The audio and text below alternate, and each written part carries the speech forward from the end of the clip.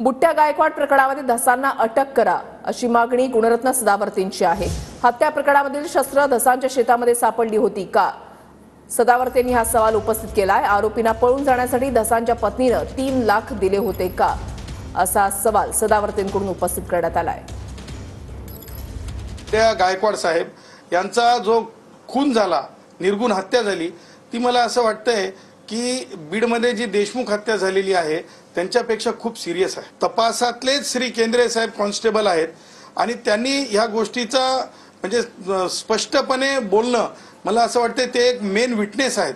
आम्ही न्यायालयामध्ये जाण्याच्या अगोदर मी विनंती करेल की धस, त्यांची पत्नी आणि हा सगळा घटनाक्रम केंद्रे साहेबांचा ह्याच्या बाबतीत तातडीने पावले उचलावीत, धसांना अटक करावी।